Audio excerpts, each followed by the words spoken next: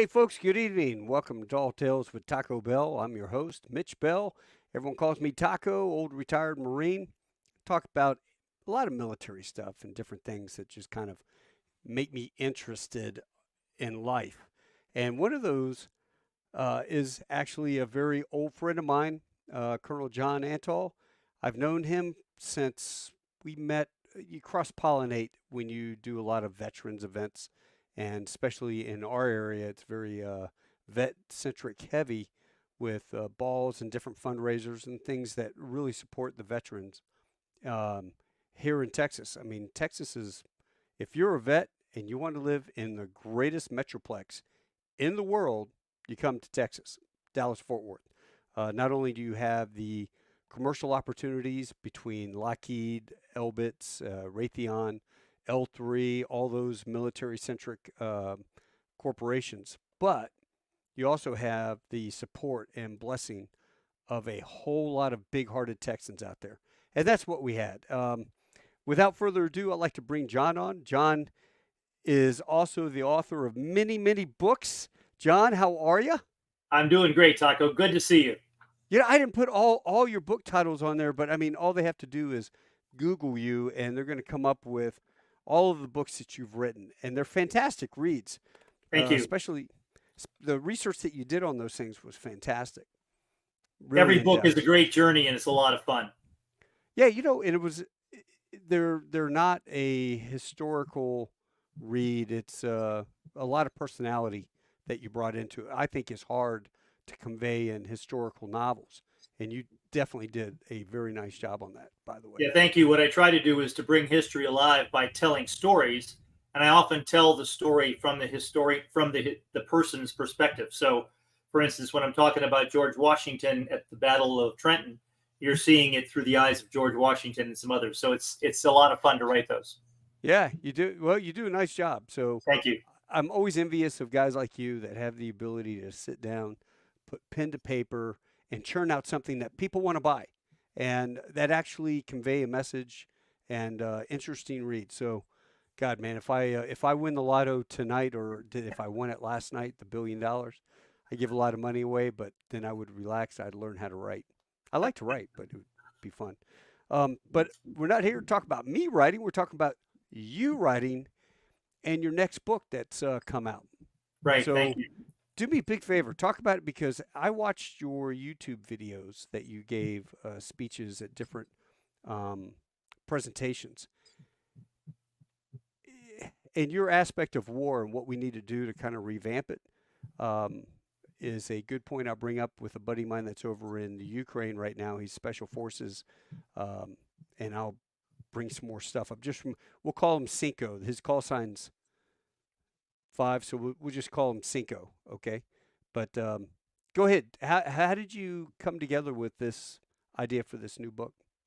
Well, in 2018, I was on the Army Science Board, and I was working on a lot of projects for the Chief of Staff of the Army and for the Secretary of the Army. And I realized that there were a lot of things that we needed to change in how we think about things. And then in 2020, there was a war that happened in Nagorno-Karabakh. This is a battle war that took place between Azerbaijan and Armenia, and it really foretold the future of warfare. To make a long story short, the Azerbaijani-Armenian Second Nagorno-Karabakh War was the first war in history won primarily by robotic systems, primarily by flying UAS, unmanned aerial systems, and loitering munitions. And that really made me stand up and pay attention. Well, it's funny because as you were talking about it, I had to go. I had to look Armenia up. I thought Armenia disappeared years ago and was kind of absorbed in Turkey or, Iran or someplace. I didn't even know. I mean, I'm a big geography guy. Yeah, many people are not that familiar with the Caucasus, but Azerbaijan is a country that borders Iran and then Armenia. And of course, that whole area then leads to Georgia and other countries that border Russia. So Russia has always had a big hand in the Caucasus. Anyway, the bottom line of this book is that warfare was changing and nobody seemed to be paying attention to it. We were in the middle of a pandemic. We were talking about all sorts of other crazy things, and nobody was willing to look at this from a warfighter's perspective. So I did. I put out a book called 7 Seconds to Die. It became a bestseller. And it changed the views of a lot of folks in the Army and the military on what we needed to do. But our challenge is they're not acting fast enough. So I followed on from that book with this new book, Next War, which is all about how we need to fight differently based on an understanding of 3 wars that have happened since 2020 that, again, not many people seem to have studied. Now, military officers and government leaders and leaders in our nation, they need to study the wars that are happening. They can't just leave that for somebody else to worry about. So in the last 3 years, we've had 3 important wars. In 2020, the Nagorno-Karabakh War. Again, first war won by robotic systems. In 2021, an 11-day war between Israel and Hamas. This was in Israel and Gaza. And that war was won primarily by artificial intelligence. No kidding. You're gonna have to expand on that. Right. Now, why didn't we pay attention to that? And no one seems to know about that. And then the Russo-Ukrainian war, which started in 2022, in February 24th, 2022. And that war, of course, is chock full of very important lessons for our military. And we need to study it in depth. So what I've been doing is spending a lot of my time, and at no cost. I do this free for our military. I provide them with briefings on these wars and lessons learned and things I think we need to do. And so far, I've given almost 280 some briefings to different military units, everyone from special forces teams to the Secretary of the Chief of Staff of the Army and the Senate Armed Services Committee. So across the spectrum of our military, I've been trying to reach out to leaders and say, hey, let's pay attention here. Let's learn the lessons that we need to learn so that we don't get hit in the face with a sledgehammer if a war should come. And one of the best ways to deter war is to be so hard and so good that nobody wants to fight you. So we need to pay attention to these lessons. And those lessons are really critical. And many of our leaders kind of understand them but aren't applying. So I'm very concerned. I think we're running out of time. Are they heeding? You think they're not heeding the warning, but they're probably concentrating on gender studies? Well, they're concentrating on other things other than war fighting in some cases. There are some really good leaders out there, and we shouldn't, always cast a brush that all our leaders, don't know anything. I certainly don't know everything. I'm just trying to raise situation awareness. What I like to do is have a dialogue with these leaders and say, okay, what do you think? Here's what I've read. Here's what I've studied. And everything that I've done has been open source. So even though I've been involved in other things and have a clearance and all, I'm not using any of that, and I'm retired. So I spend my time speaking, talking, and writing. And I just got off the phone a few minutes ago before we connected, where I was briefing the Australian Army. So I've also briefed the Japanese Army and the Japanese Defense Forces and the British Army. And some of these are very rewarding cases, both in the American Marine Corps and in the Army. I was just at 29 Palms, by the way, watching Marine exercises. Yeah. So, well, did they take heed? Because one of the things you mentioned was centralized TOC. We're having a centralized command somewhere. If you were out there on exercise at night and you were lost, it's dark, you just kind of cup your helmet. I remember doing that, and you're listening for the sound of the generators. Oh, it's off that direction somewhere. Yeah, that's exactly right. And what's interesting about that is that the drones now have acoustic sensors. In fact, those are some of the cheapest sensors you can put on a drone. And what they do is they allow the drone to triangulate the location of the sound of the gun. So if you're shooting or making loud noises or your generator is going off, if there's nothing else going on, it'll pick up that and it'll be able to find you just with your sound. Now, they have other means, and most drones have multiple means. They have optical, they have thermal, and they have electronic. Yeah.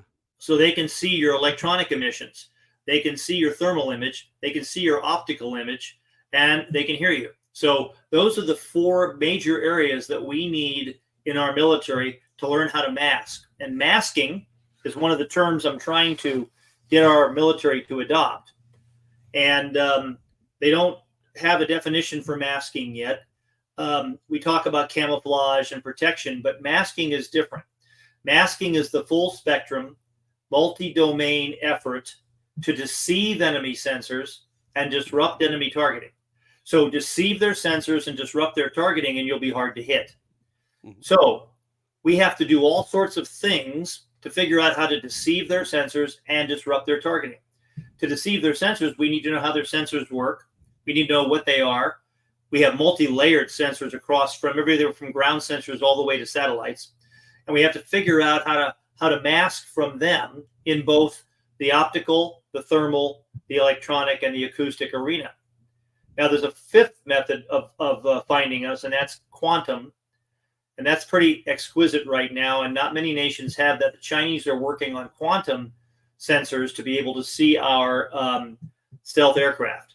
But right now, the main thing we need to worry about is optical, thermal, electronic, and acoustic.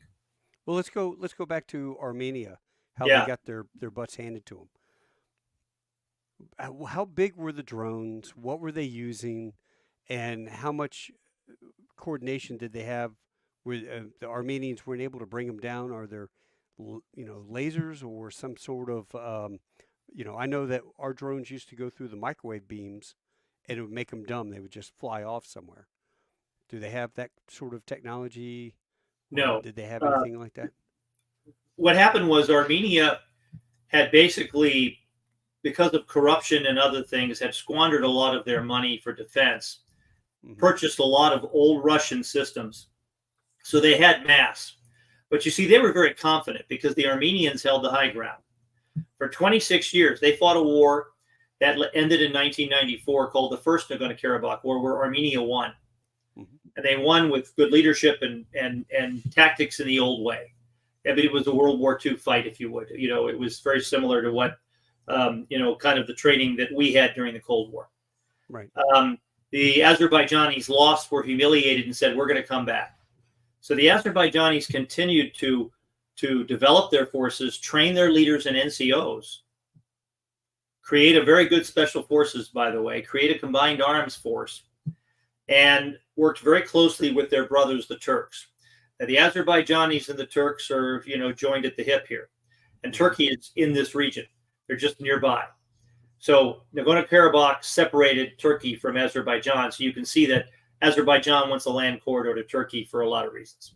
So Turkey was supplying all the UAVs? Well, so what happened was Turkey provided the TB2, the Bayraktar TB2, which is truly an unmanned combat aerial vehicle. Now, just to make clear what the designation is for all these things, unmanned aerial systems, UAS, is anything basically that flies. That's a robotic system. A small unmanned aerial system is one of those rotorcopters, those small quadcopter, the hobby, if you will, small UAS that you can buy anyway. By the way, 80% of those in the world are made in China. Oh, yeah. So China owns the small UAS drone industry, and they have a robust capability to put a lot of them out fast. We don't. So the small UAS are very good for tactical and short-range missions. And you see in Ukraine, small UAS with grenades attached to them, dropping into tanks and all sorts of other things and killing Russian soldiers with these small UAS. Then you get into loitering munitions, which are a type of UAS, unmanned aerial system. The loitering munition is basically a flying bomb. So the Israelis make some of the best loitering munitions in the world, and they sold them to the Azerbaijanis. You see, Azerbaijan's on the border with Iran, and they don't get along. And Israel is an ally of Azerbaijan, a Muslim country. And they sold them all their high-speed kit. So while Armenia was squandering its defense money and planning to win the next war because they held the high ground. We're talking mountains here. We're not talking little hills. Mountains with defensive positions and minefields and barbed wire and bunkers. This should have taken a long time to take with tremendous casualties, but it didn't. The Azerbaijanis didn't fight that war. They fought a different way. They used their heads. They used the technology to tip everything around. Even though the Armenians held the high ground, it didn't matter. And after about the first 2 weeks, there was no Armenian air defense. Armenian command and control had been destroyed. And all of this was done with their robotic systems. And then they maneuvered against the Armenians. And when their main attack, which was an armored assault up a single lane road, failed because it was an armored attack up a single lane road that was right into the fire strike, the Azerbaijanis didn't blink an eye. They shifted immediately and sent their special forces in to seize the decisive terrain and took the town of Shusha, which is not only the decisive terrain, but the center of gravity of the whole Nagorno-Karabakh area. Amazing situation when your center of gravity is also the decisive terrain. And they took it in an infiltration attack. The Armenians were already at their tipping point, and they ran, and the Armenians threw themselves on the mercy of the Russians, saying, "Help us, help us." And that's where the war ended. 44-day decisive victory. Jesus. So, do you have any statistics on the attacks? Because loitering, if it's just up there flying around, they can't bring it back, right? Well, you can't. You see, what's interesting, the loitering munitions fly back on their own if they don't find the target according to the targeting parameters. So it's a very interesting system in that they sent it out in small packets.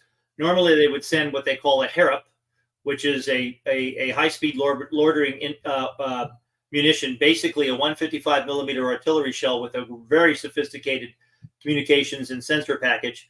And it goes out and hunts for the targets you told it to hit. So if you told it to hit trucks or tanks or artillery or tents, it will look for those first. And it'll say, "Hey, I got a tent," which is probably a command post. "Hey, I got a tank."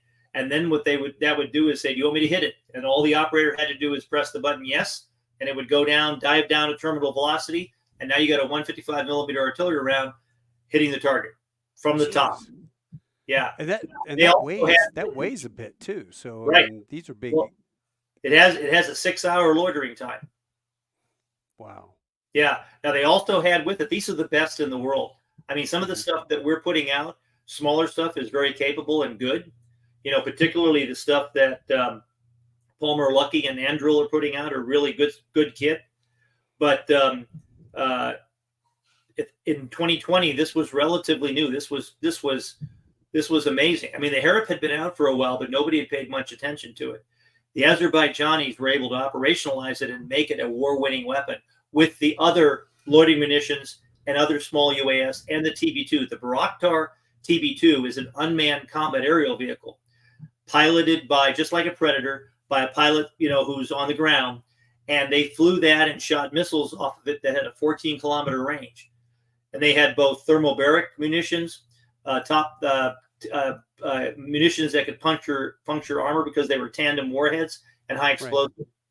So they basically threw the Armenians off their tipping point, destroyed in the first 2 weeks, destroyed their air defense first. Then they destroyed their command and control and EW. They destroyed their artillery, and then they started hunting tanks. And by the middle of October, the war started on the 27th of September, 2020. By the middle of October, they had run out of targets, and their TB2s and their loitering munitions were hunting troops. Oh, jeez. And the Armenians were in their trenches trying to hide from these robotic systems that would attack them day and night.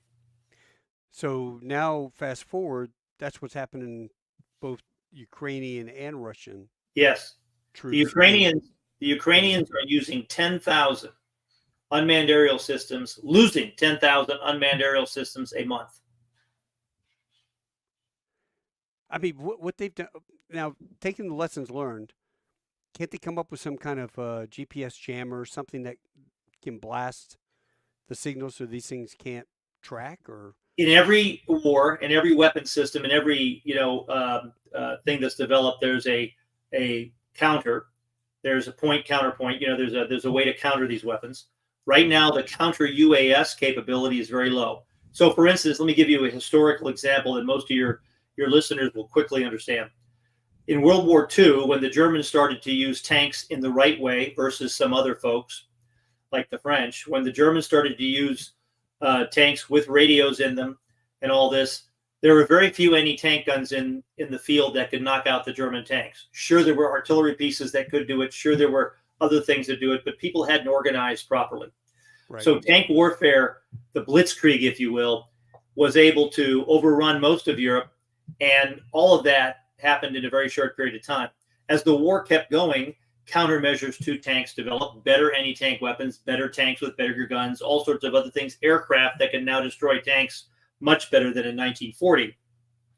Now, eventually, we will have counter-UAS systems that will knock out many of these loitering munitions and unmanned aerial systems. But we don't have them right now in the numbers we need of it. We have very few of what we need. There are many different ways to knock down UAS. I've written several articles about it. For instance, you mentioned microwave. You can fry the thing. If you put enough heat on it, basically a microwave beam heats it up, just like you think about a microwave making popcorn. You're making popcorn out of the drone. You're going to fry it. That takes time, and it takes a lot of power. So if you're mobile, how much power do you have, and how fast can you do that? Lasers will also burn it.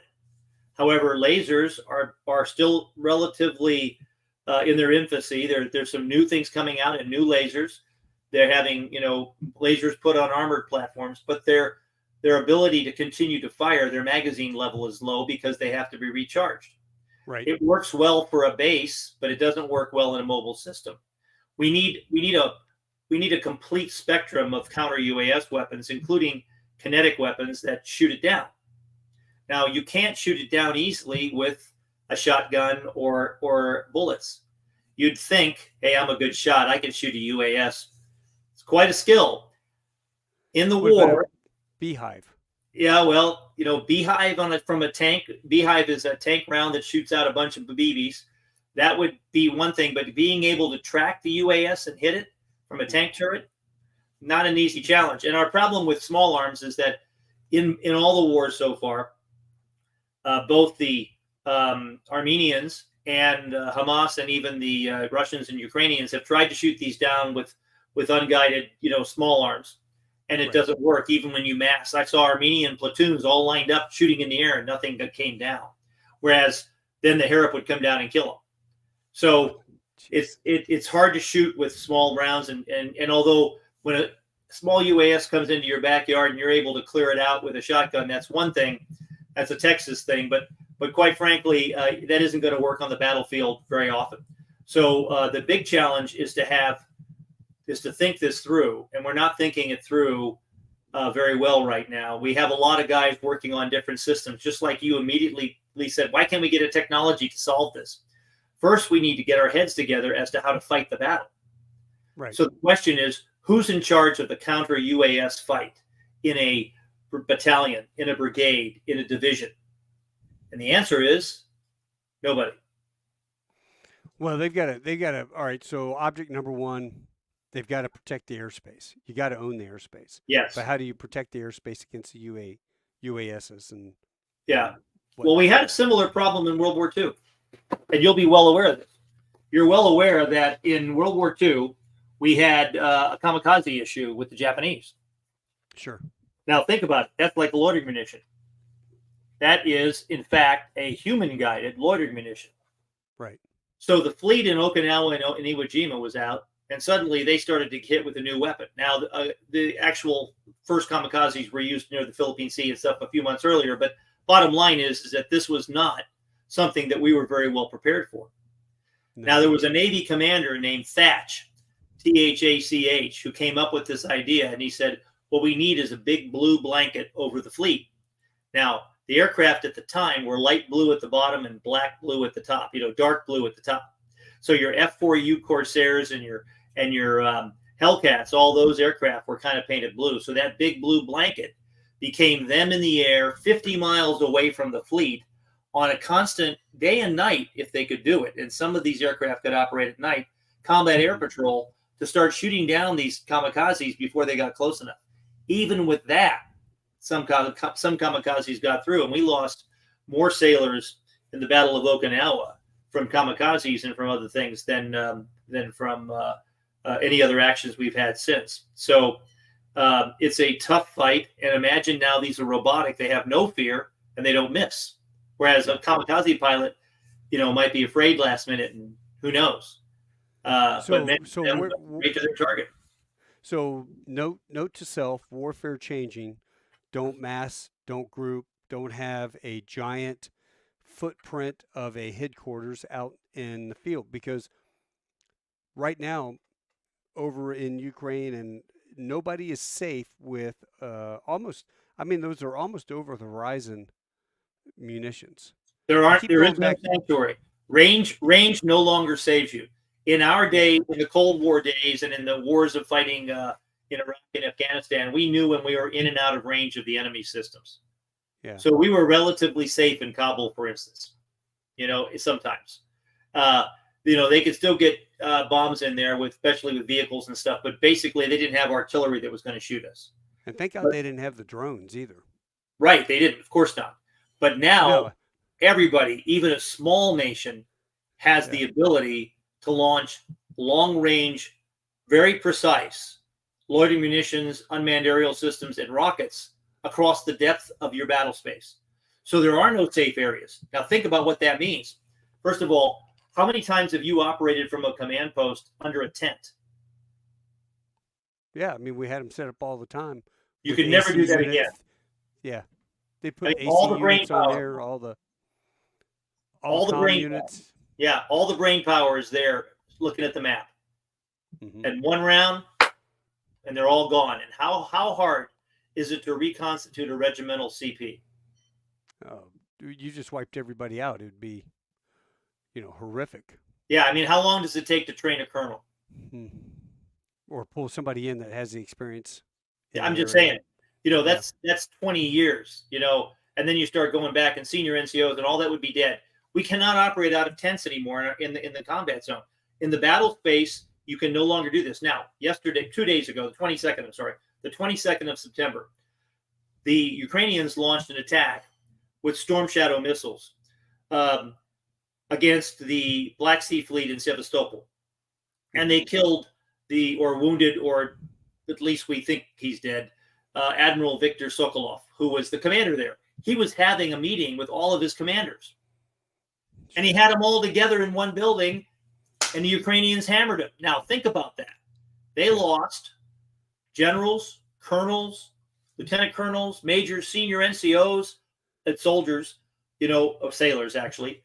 All of those got killed because they were co-located in that one building. And when that happened, the Ukrainians said that about 300 people were killed. Now, the Russians have said no one was killed, so we don't know the ground truth on it, but I have a tendency to believe that it was more than no one. Yeah, they're not going to admit that. I mean, how many people have they said that? I think the only one they admitted to was 300 troops that got nailed in the building because they're all on their phones. Yeah, that was at Makivka, and that's a very important lesson to learn. And anybody out there who's in the military right now listening, you need to understand Makivka. Makivka was a school building, a complex with many rooms, and the Russians put their mobilniks, their brand new mobilized guys, in there. And on New Year's Eve, they were on the phone calling mom. And the Ukrainians got their cell phones, knew where they were, launched missiles, and killed about 350 of them. Yeah. Now, it was the worst loss of individual lives in the war for Russia so far, Makivka. And that's because they use their cell phones. We can't take cell phones to the battle space. So how many times have you seen Marines and soldiers and sailors and airmen running around with their cell phones on exercises? Everybody has one. Right. And guess what? We're going to die. Well, they were able to nail the one guy because the reporter was doing an interview or doing something, and they were watching it, and they're like, I know exactly where they are. That's their building. And they launched on those guys. Yeah, well, exactly right. We have to be smarter about what we're doing. We're in a connected society, but when you go into the battle space, if you have a phone, a mobile phone, because that mobile phone says every time, here I am, where are you? Mm-hmm. Here I am, tower, where are you, tower? And it makes a connection. Now, you want that connection in civilian life, but you don't want to be giving off your location in the battle space because the enemy will find it and kill you. And the Russians are very good at being able to find this. They should have been smarter. They should have been much smarter here. But you know what was even more lame was that the Russians blamed the soldiers.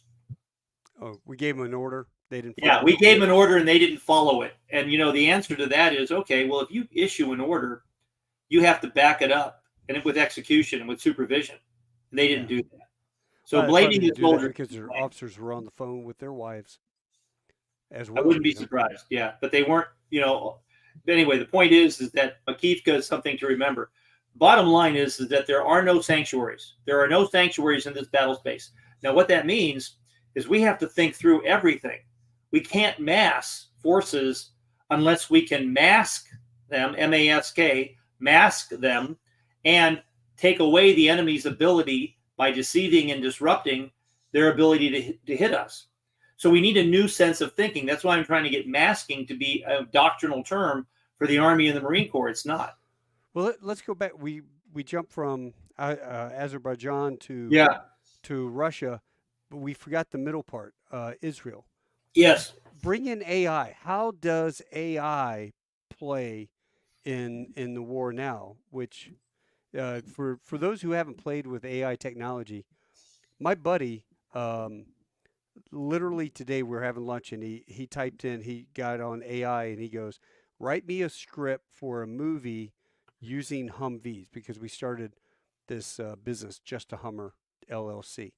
So the AI developed a script, then he took it over to the AI photography movie studio. Yes. And it produced a 2-minute video that I just watched with music. Right. It's incredible. Yeah, so, AI is very good at that. Chat GPT and other kind of things like Bard are able to, and particularly if you buy the subscription for them, so you get the full service, they're able to do amazing things that normally only humans could do in the past. And the reason for that is because they have unbelievable amounts of data that they're looking through, and other articles and things that have been written, and they're able to connect all those in a way that makes sense. And most of it's not bad. Now, I just warn your viewers that many of those AI systems are, I would say they're 90%, but they're not 100%. Mm-hmm. And it's easy to find out. You just put in a historical subject, you'll see that some of the things are wrong. Other names are wrong. Some things they say that aren't true. So it's not bad, but it's a great place to start. Now, that AI is very specific. AI consists of 3 basic levels.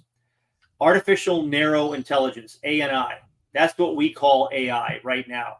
Right. Artificial narrow intelligence is the writing of algorithms in order to get things done a little bit faster than human beings can get it done. So, for instance, sorting through to find pictures and finding what a cat looks like of all these different pictures and being able to sort that. The same thing for sorting targets for the military. So that's artificial narrow intelligence. Think of it like a really souped up, amazing Excel spreadsheet that allows you to put all this stuff down and instantaneously give you an answer. The next level of AI is called artificial general intelligence. And artificial general intelligence is when you have a machine that becomes aware. And that's Terminator. And we don't have that yet. And we're not trying to build Terminator. But people are racing to develop AGI because they believe that will be an amazing, thing, and they'll make a ton of money. So when that happens, that's going to be really interesting. We don't have that yet. The next step is even scarier. The next step is when enough smart AGIs get together and start working at machine speed to create an artificial superintelligence. And that's when you have the ability to go leaps and bounds beyond human cognition. Well, knowing what we know, what did the Israelis do against Hamas? Right. Using the simple ANI that we live in the world right now. We may never get to AGI. So before you start going off the deep end with science fiction stories about our demise, ANI is probably where we're going to be for a long time. Artificial narrow intelligence, which is great. That's where I'd like to live. So what the Israelis did was they've maximized it like no other nation. Now, their enemy is right next door, Hamas, and Hamas was shooting 400 missiles a day at them. So imagine if Fort Worth was shooting missiles at Dallas. That's kind of what it's like. Right. 400 a day. Now, the Israelis have a thing called the Iron Dome, which is working with AI and targeting. So they have their intelligence, surveillance, and reconnaissance system set up to see the missiles. They transmit the information to the missiles. The missiles have internal artificial intelligence that locks onto a trajectory, and they're able to stop a mortar round in mid-flight. That's absolutely amazing, and rockets. So they knocked out about 90 to 95%, hard to tell exactly, of the Hamas missiles that were coming in. But Hamas wasn't going to just fight the war with missiles. They had developed underneath Gaza, deep underground, hundreds of tunnels in a maze, in a labyrinth of tunnels. Some of these were big enough to drive trucks down. Some had train tracks with train trolleys that you could get into, and were deep underground and safe, with lights and air, air conditioning and communication systems and everything. And they would go down into their combat groups. They had rooms big enough for their combat groups. And then those tunnels led into Israel underneath the wall. And they were going to come up behind the wall and then start shooting and invade Israel with an infiltration attack. Right. Now, the Israelis are pretty smart, and they knew this was going to happen. So when the war started, they got their tanks and their armor and their infantry together and said, ha, we're coming. We're going to get you guys. And that's what the Hamas thought would happen, because as soon as that happened, they would then send their troops in. There wouldn't be as many troops in Israel. They'd be, in Gaza shooting civilians. There's nobody else there unless they weren't shooting. And then they would be able to do this. But instead, the Israelis used every one of their sources of intelligence, from humans to ISR, from drones and everything else, every sensor you could imagine, including satellites. And they were able to track, and electronic sensors and unbelievable thermal and electronic sensors. And they were able to track Hamas as they went down into the tunnels. They tracked them as they coalesced into their combat formations underground, and then they annihilated them. They used bunker busting bombs that we gave them, pinpoint accuracy, to come down and kill them in the tunnels. After 11 days, Hamas wanted a ceasefire, because the Israelis had killed so many of the Hamas leadership. Now, in addition to that, the Israelis tricked Hamas into going into those places by giving a false message through cyber warfare. Right. So, and what was interesting is that all the fires that the Israelis orchestrated, well, most of the fires that the Israelis orchestrated, including the most important strikes and attacks by all sorts of other different systems, were synchronized by AI. So it all happened at machine speed. Wow. Yeah. So now take that into Russia and Ukraine. Do you think they're using AI? No. Yes. I mean, everyone's using AI today. You're using AI on your phone. You're using AI for this call. But that artificial narrow intelligence is limited. Okay. The way the Israelis used it was what I call external. In other words, you take all the internal AI packaged products, but you have an external AI controlling them. So someday we're going to have a thing called, right now you see drones operating in swarms, but they really don't operate well in swarms. Right now in Ukraine, they're using FPV drones, first person view drones. Basically what that means is that it's kind of like the Predators, kind of like the TB2, even though it's small, one operator, got the helmet on, and he's one operator, one drone. I'm the intelligence for the drone, which means your drone operators need to be trained well. We need more drone operators in the United States. Every child at the age of 8 should be given a drone and to be taught how to play with it. So our challenge is that when you have these drones and you're operating them by humans, it's one at a time. Now you can operate together in a group, but you're operating with a team of humans. Now you can get information passing back between the drones, and the Israelis did that in the Second Nagorno-Karabakh War between the loitering munitions, particularly the Harop and the Orbiter, a big one and a smaller one. So you had a 155 millimeter artillery shell with wings and sensors, and a 120 millimeter mortar round with wings and sensors, and a 60 millimeter mortar round with wings and sensors flying around. And they would hit different targets, but they never hit the same target twice, which is pretty interesting because they're communicating. But what will happen in the future with a super swarm, which is a clear definition of a difference. A super swarm is an AI-enabled swarm. So what will happen is one human operator, if you want it to have a human operator, will move it from point A to point B to point C to point D, and it will kill everything underneath it according to its parameters that you set with the internal AI. But that external AI is what's going to guide it from A to B to C to D. You know what's crazy is Hollywood came up with this idea about 5, 6 years ago. London, was it Yeah, London falling, or exactly. one of those movies where the Yes, president he was out yes, on the lake fishing, yes. and they fired off this shotgun blast of these black um, little UAVs that just were hunting everybody down. They had like maybe a half-pound charge on them, and so every guy that got hit, done, took them all out. I've used that video clip several times to highlight what's possible. Now, there's a lot of Hollywood in that particular scene. We could talk about it, but in general, it's true. So being able to do that right now is possible, and we need to leverage it because that's the future. You see, right now you can't mass your humans and your tanks and your artillery and everything else without being destroyed because it's easy to see, and then distributed fires can hit you, and they're all spread out, so they're harder to hit. When you mass your forces to make a breakthrough, they can nail you, and that's called hitting you in a fire strike. Mm. So what we're going to do in the future to make a breakthrough is have one of these super swarms, and it'll come through and make the breakthrough, and then you'll be able to do stuff. And it will go after, in priority, the targets you give it, which will most likely be air defense first, electronic warfare second, command and control third, artillery fourth, then tanks, then trucks, armored vehicles, then trucks, then troops. Jeez. Yeah. Now, what this also does is it causes us some huge problems in our military in being able to understand how to do logistics, how to do medevac. We're not going to be able to have helicopters come into the battle space and take people away. So if you're wounded, we need to have what we used to call a golden hour, where the first hour is crucial because Right. the first hour keeps you alive. We now need Right. a golden 24 hours. We need a golden day. So we need somehow to keep people in stasis so they can stay alive long enough for us to evacuate them. And they're going to have to be evacuated in most cases by ground vehicle. And if we start working properly on this, we'll figure out robotic vehicles to take them back. All right. You saw the commandant's plan for basically China and reshaping the Marine Corps.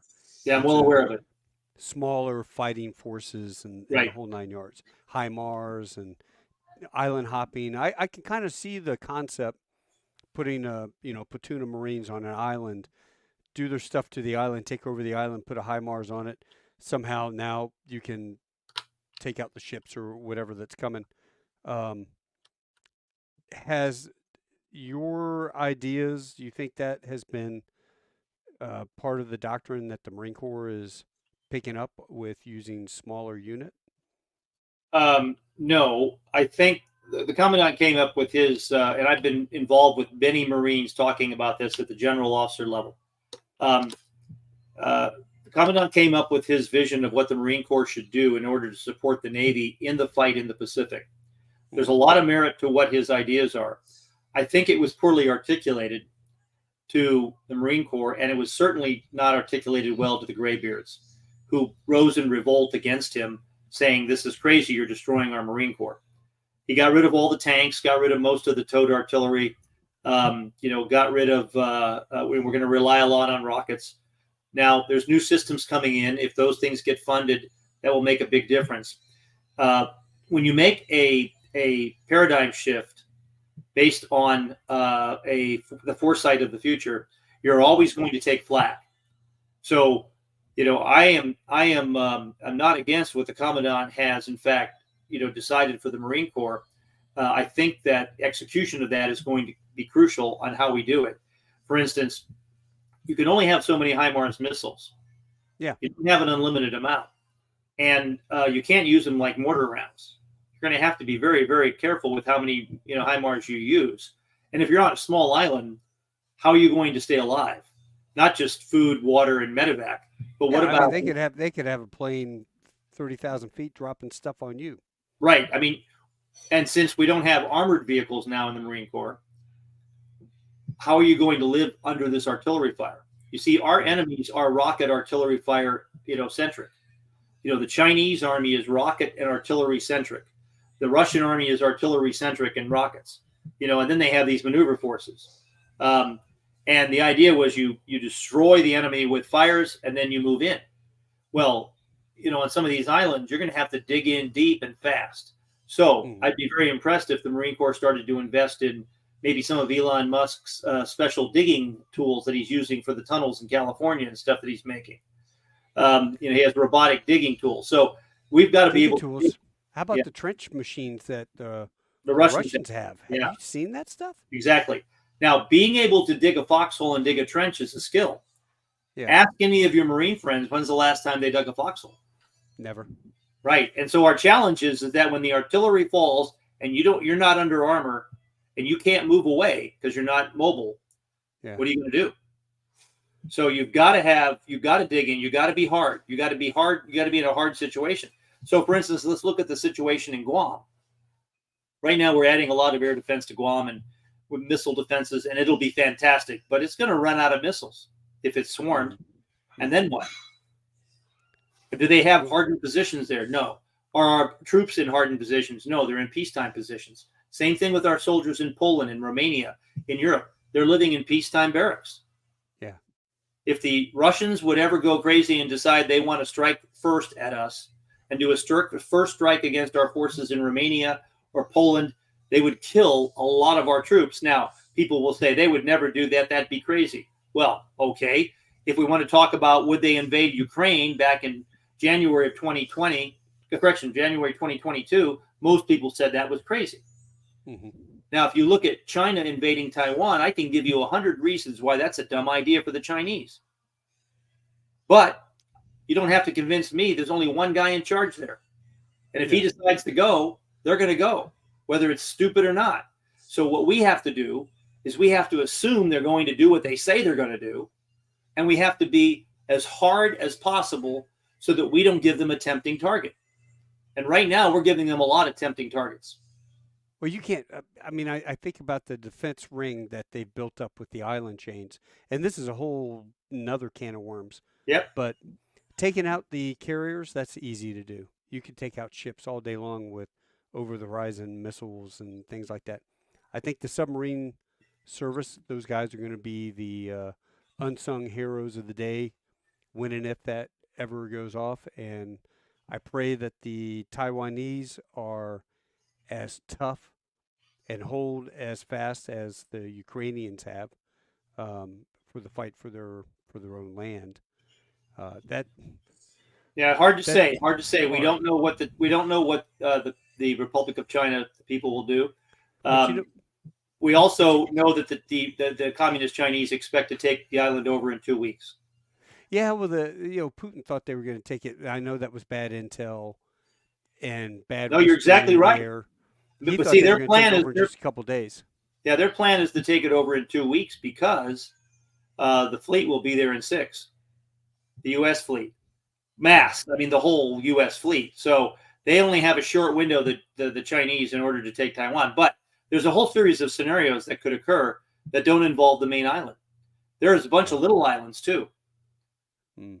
So what if the Z decides we're just going to test the military and we're going to see if we can take one of the islands that Taiwan has that is very close to China? What are we going to do? Are we going to go to war over that? Yeah.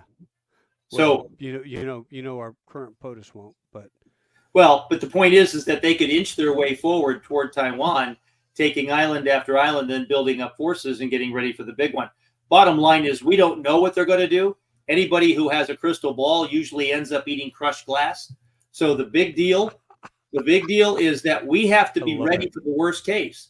And as professional soldiers and Marines and military folks and government leaders, if we're not preparing in the right way and making ourselves very hard so that the deterrent is there to avoid war, then we're not doing our jobs. Okay, let me take you back over into the other side of the world, Russia. As a military guy, I don't drop bombs, never claim to. I'm not a door kicker. I'm just a Marine.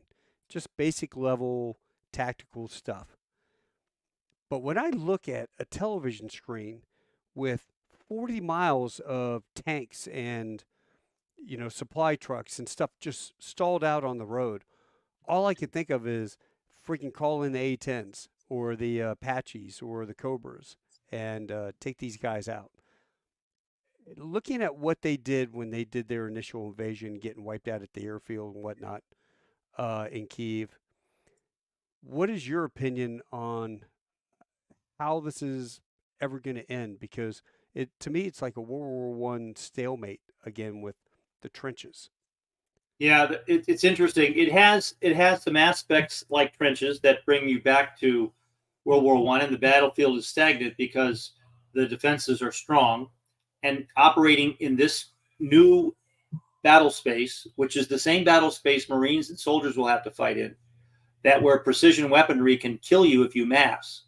Mm-hmm. You see, now we have to do basically an operational infiltration attack, and we can only do that after we've taken out a lot of their firing systems.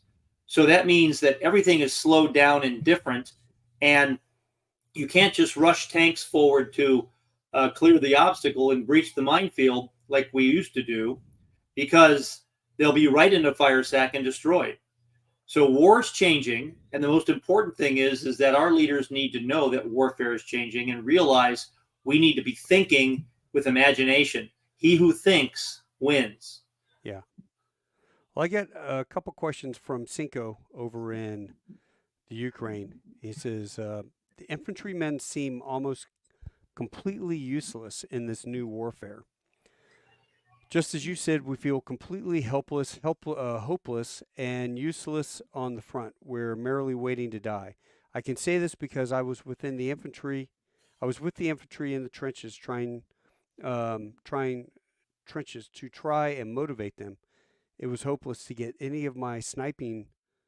To get to any of my sniping positions, I had to make my way through the trenches as well. It's not good.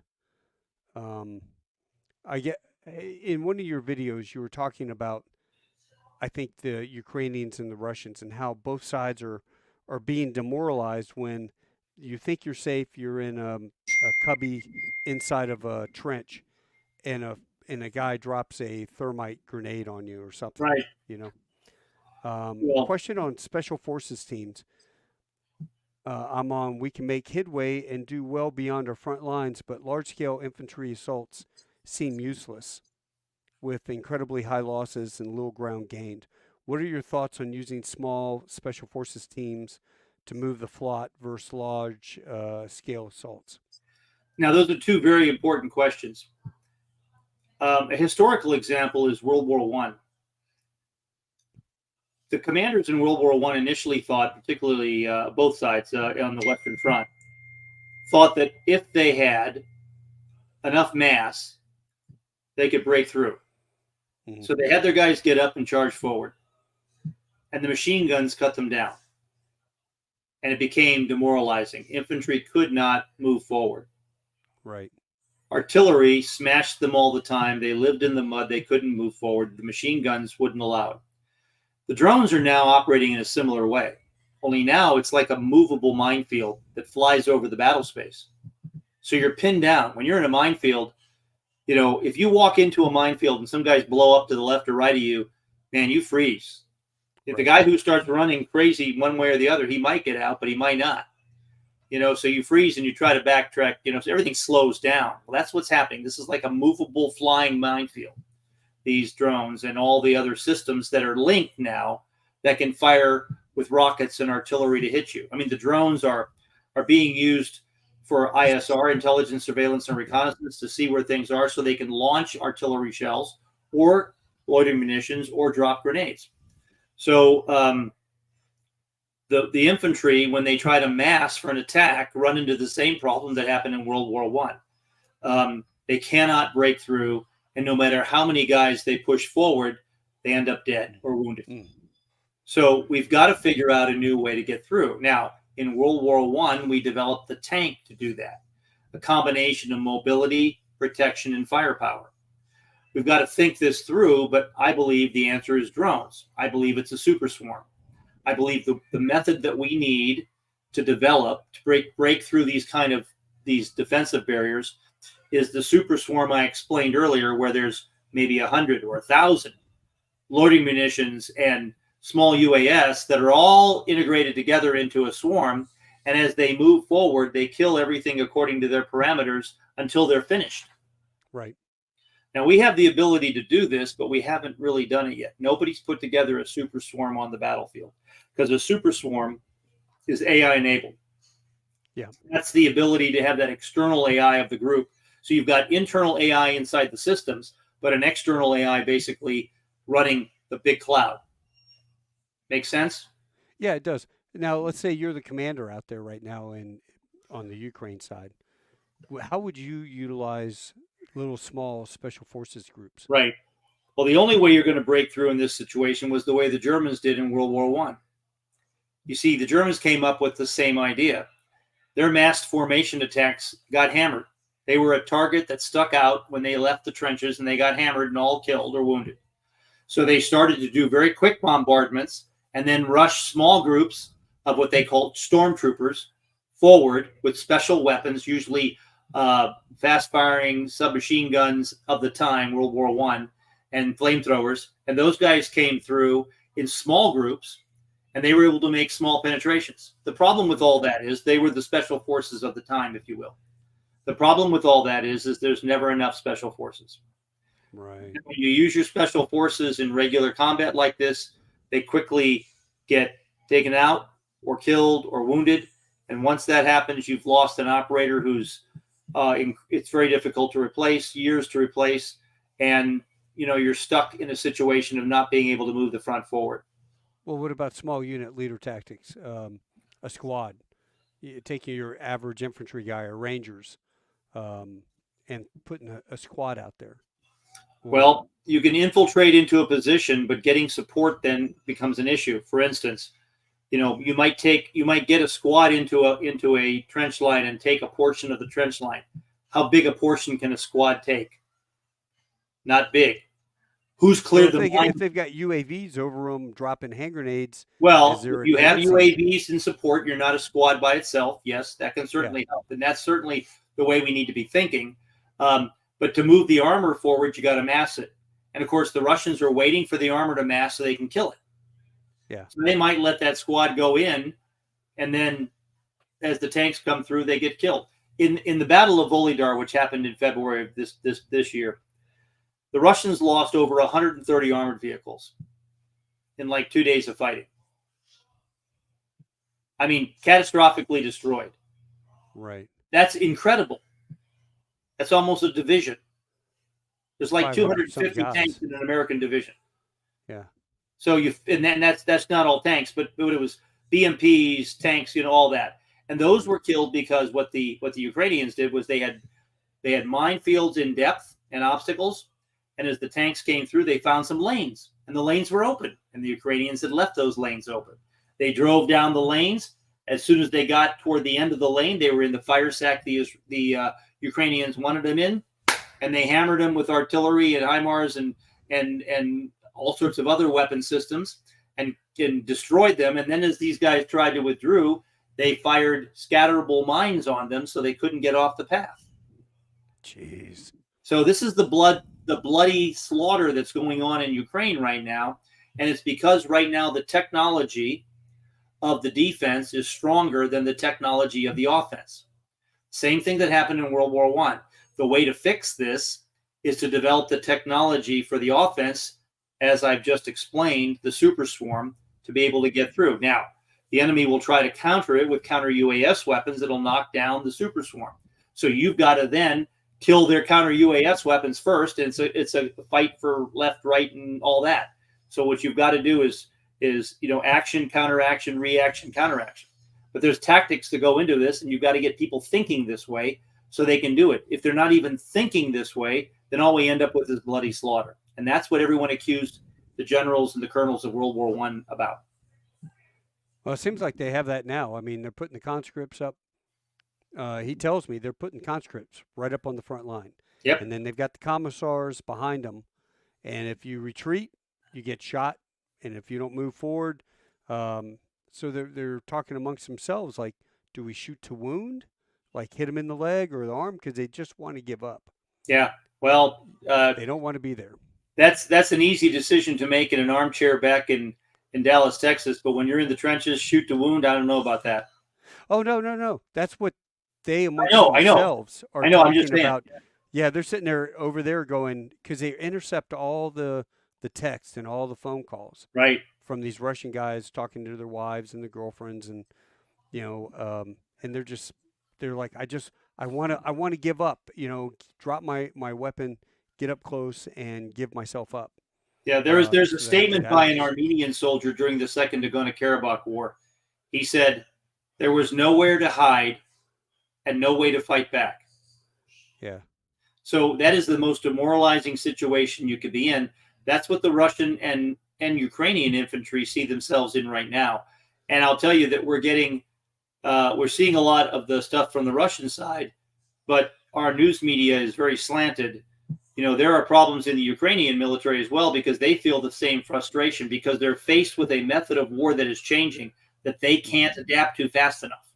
Mm-hmm. Now, the whole strategy and the entire, if you wanted to give one word to the Ukrainian art of war, it would be innovation. They are the greatest innovators in warfare right now. And Yeah. they are using everything they can in different ways to win. However, breaking through just these heavily defended mined areas is tough work, and it is bloody tough work, and they don't have enough infantry. No. He had another question. Masking has been increasingly difficult with the thermal night vision cameras, acoustic devices the Russians have in the woods. Is there anything you know of that would help a SF team mask as well as possible while moving through the front? Right. Thermal viewers and night vision viewers, both. We used to own the night because we had them and they didn't. The enemy didn't. But now everybody's got them. Everybody's got them. You can go on Amazon and you can buy a thermal viewer for your hunting rifle, for a Right. couple $100. So everyone's got them. So the challenge now is how do you stay out of the thermal signature? There's a couple of ways that people have been playing with. I talked to a special forces team in the U.S. about this. They were using space blankets and yoga mats to help keep the heat signature away. But you can only do that when you're stationary. And you can only do it for so long because the heat builds up and eventually gives you away because your body heat gives off enough heat to do that. I was going So, to say you also noise discipline. That stuff crinkles and makes. well, that's true. If you're trying to move, with it, yes. Now, Yeah. for instance, if you're hiding in the wood line, you can set it up in a way so that you're not very close to it, because once you put it up against your skin, it looks like hot. But if it's got some area to get away from, then it will cover and mask your thermal signature, and in most cases, your optical and your night vision signature. So that's something to think about. So tarps, space blankets, yoga mats, those things are cheap, impromptu, ad hoc devices that will help you. What we need is we need something better. We need to be thinking in a different way. Invisibility is right now pretty much impossible, but boy, it'd be nice. One of the things you've got to do is think outside of this kind of arena. What can you do in the realm of smoke? For instance, thermal smoke. If you put the thermal smoke screen out, the right kind of thermal smoke will in fact blind thermal viewers. So you could have a very smoky battle. What else could you do? And then when you're moving forward, that's really valuable. I mean, that if you want to move forward and you have smoke in front of you, that gives you a better capability because you take out the optical spectrum from the enemy. You don't take out the thermal spectrum, but there's thermal smoke. There's other things that can be done. We can also have things like dazzlers. We had these back in the 90s, and we decided not to deploy them. What happened is that there was a laser system set up that would be put on a tank, and it would automatically search for optics, which it could find. It would find the optics on the other side, send a laser out, and fry them. So all you got is a glaze. Now it also fried eyeballs, and they thought that was bad. But I mean, frying the eyeball versus getting blown up. I mean, there's a lot of things you got to think about here. So there's offensive countermeasures. There's countermeasures. But we need to start thinking differently about how we fight. We need to disperse more. We can't afford to mass our forces, but we have to mass in order to attack at some point. So we need to figure that out. It's not an easy solution. I don't have all the answers, but I like to get people in a discussion to start thinking about it, because if we try it in the old way, we will die. Yeah. Well, I'm going to read this book next because it's really got me thinking about all this stuff, and you've got a million comments on here. Holy crap! I don't think I've seen. Um, I have one buddy that is putting out a bunch of stuff on YouTube. More statements than questions. If you guys have questions, go ahead and throw them up.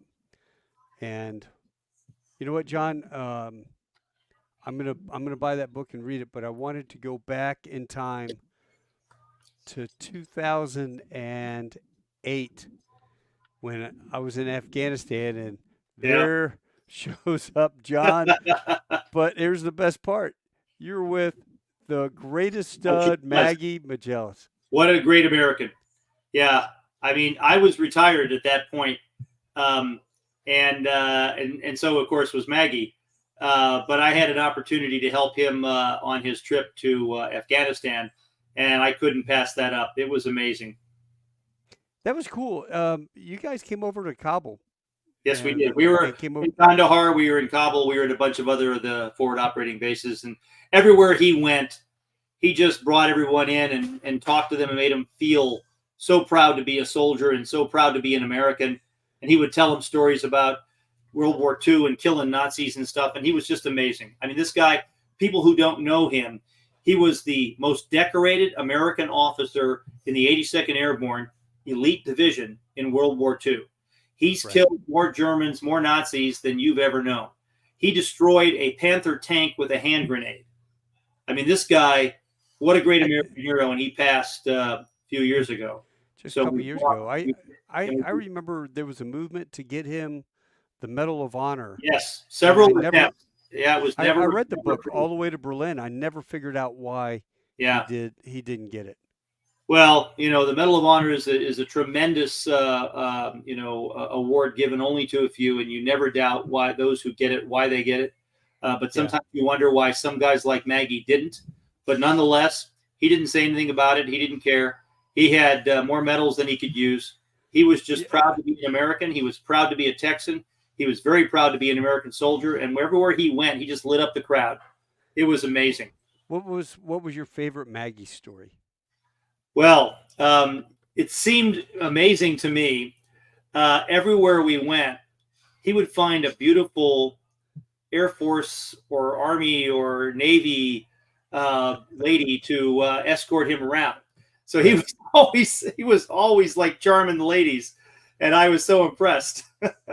You know, we would see him at every single event that we attended. My wife would always go, "Oh my God, he has the best hair." I know. Well, you know, hair's overrated, but nonetheless, but Maggie had a great haircut. He was amazing.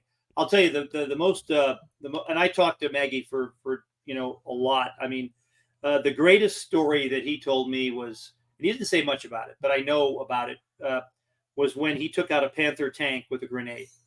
Yeah. I mean, that tank was operating and shooting at American forces. He was able to sneak up, climb up on the back deck, kill the tank commander, and then drop a grenade right down the hatch. I mean, wow. Think about that. Think about what it took to do that. Now, anybody who says that's not extraordinary doesn't understand. Yeah. You know, and you just don't move up on a tank because it's moving most of the time. I mean, the fact that most people don't know how to even climb up on a tank, you know, without getting their legs crushed, you know. Right. And he managed to do that. Yeah, and destroy that tank. Plus, there was another situation where he led a bayonet charge, which was just amazing. You know, here's we met Cliff. What was his name? He played Maggie in The Longest Day. Yes, he was amazing too. He's a great actor, and I think you may find that he's just a great American. Yeah. In fact, that was neat having him at Skyball and putting him and Maggie together. Right. And then who was it? Anne Margaret showed up at one of the balls, and Maggie's like, I'm standing there. He goes, "Taco, I've got to say hi to Aunt Margaret." Okay, all right, take you over there. That's great. What's your wife going to say? But yeah, it was pretty. Well, what a great American! I mean, and we're just blessed to have these kind of people in our ranks. And sad that he's passed, but by God, like Patton said, we shouldn't be so sorrowful that they've gone. We should be thankful that they lived. Yes. Hey, one question before we go. Does the U.S. have an extensive collaboration or development with Israel um, military intelligence? Amman military intelligence? Do you know? Yeah, short answer, yes. Long answer is we need more. Yeah. And our challenge is that too often secrets that we get from the Israelis suddenly get leaked. Mm. So that means that they're reluctant sometimes to tell us everything, even though we are their best ally and they know it. Yeah. Well, we've got Elbit Systems right down the street, and I Right, love Renan. right. What Good he does American, is great guy. he is a great guy, great He is. American, He's great fantastic. patriot. I've had a chance to talk with him several times, and I'm just always impressed by his intellect and his leadership. Yeah. Are you still doing the ball, or are you off the board? No, I'm off the board. I was on the board, I think, until about 2009 or so. And then I've got so busy doing everything else that I just didn't have time to do that anymore. So Well, tell. Also, you did video games. right. Explain to everyone what you did with how you developed video games. Well, I retired back in 2003 from the U.S. Army as a colonel, and then I worked for Microsoft for a period of time, and then I worked for an independent video game company up in Plano, and then later in Frisco. And we made video games that I made a game called Brothers in Arms, which was Yeah. basically a World War II paratrooper game about the 101st Airborne. And it was a unique and fun thing to do. Um, I did that for about 15 years, and then I retired from that and went to be on the Army Science Board for about 3.5 years. Now, the Army Science Board doesn't pay. It's you do this because you're a proud American. Civic-minded, proud. Yeah. So I gave my consulting, for free, and we developed. We were working on a project to develop the next generation tank. And then when COVID came out, I left the Army Science Board. Everybody who was of a certain persuasion was asked to leave. And so when things changed, and so I became I just continued to write and brief. And I said, I really don't need the Army Science Board in order to get out a message that will help our military. I care about our Army. I care about our Marine Corps, our Air Force, our Navy, our Coast Guard. I want us to win if we have to fight, but I really want us to be ready and be so strong that no one will dare to attack us. And that's our challenge right now, is that we look weak on the world stage. And in many cases, we have too many places that are soft, and those targets are easy to kill. And we have to be careful about that. We should be thinking differently. Yeah. Well, John, I appreciate your insight and your coming on the show tonight. Really do appreciate it. Throw your book back up there again. I see it in the background. Next War. Sure. I wish I had. Oop, upside down. There we go. Upside down. There we go. Yeah. Next War, reimagining how we fight. Well, I've got the link to the book on Amazon in the description on the show. So Thank you. If you would like to buy John's book and read up on that, the link is right there. Make it great. We got Christmas coming up, and that would make a great stocking stuffer. So yeah, thank you. And everything I talked about in this podcast is touched on in the book. So and more. So you'll get a lot more. Yeah. Well, John, I'm going to take you off, but hang on for 1 second, and I'll say goodbye to you. But thanks again for coming out. I really do appreciate it. My honor. Thank you. All right, stand by. Do you see my friend back there? I do. I was going to say you got a critter behind you. Yeah, that's my my daughter's cat, and she is just as sweet as can be. She likes to hide out if my office is open for a minute.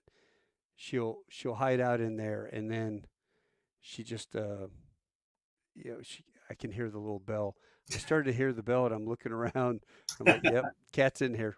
Well, at least I didn't get Ray Charles in there. He's blind, so that would Ray's. My wife does all the rescue stuff. So Ray Charles is blind, the coolest cat I've ever met. No eyes, and just a neat animal. Well, hold on a second, and I'll talk to you in 1 sec. Hoorah. Hey, folks, thanks again for joining us tonight. If you like the content, share, subscribe, pass it on to your friends. I don't do any ads on my shows. So if you enjoy it, watch through it. You don't have to skip. I make enough money as it is. So if you like my content, I hope you get to watch it. So take care until I see you next week. I'm working on some great guests coming up, and I look forward to having you guys join us. Now, if I can just get my son to make um, oh, 8-minute video clips of all my shows, I'd be a successful man. Until next week, guys, you all take care. Hoorah.